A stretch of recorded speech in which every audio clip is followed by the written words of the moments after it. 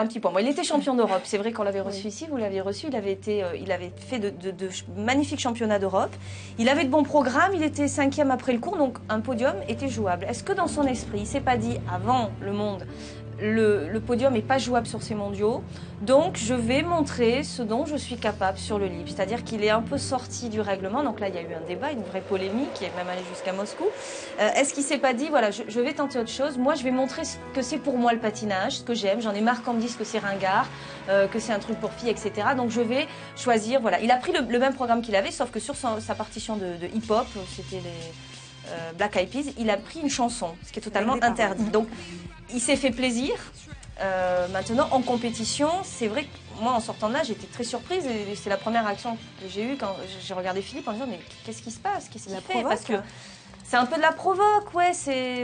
On va laisser répondre Philippe. Bon, il était très énervé moi, sur ce je sujet. suis tout à fait favorable à toute forme de provocation, pour autant que cette provocation soit véritablement artistique, esthétique et gratuite. C'est-à-dire qu'elle ne réponde pas d'abord à une préméditation, parce qu'à mon avis, c'est quand même une opération de promotion, une opération de pub, et que surtout cette provoque se fasse dans un contexte où on peut effectivement gagner.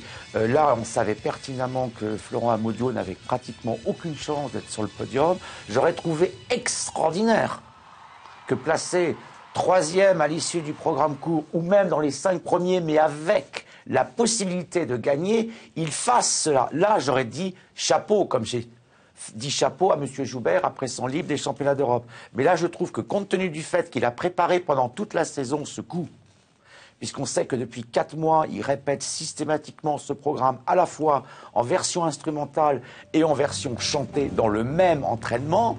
C'est la raison pour laquelle la question a été posée dès les championnats d'Europe, où certains dirigeants fédéraux conscients du risque ont essayé de le dissuader. Donc ça veut dire que ça n'est quand même pas un effet de surprise.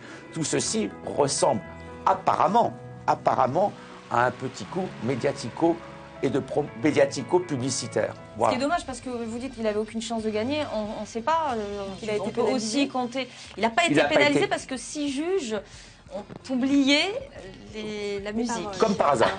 Oublié de le sanctionner. Mais pour Brian Joubert, il y a quelques années, il y avait 3 vocalistes sur une chanson, ça avait fait un pataquès pas possible. Synthétique, en plus des vocalistes synthés. C'était branle-bas de combat dans toute la patinoire parce qu'il avait osé, parce que le patinage artistique est un sport très très politique. Ouais, et donc il y a des moments où on va frapper sur les Français, c'est des moments. Si vous me permettez.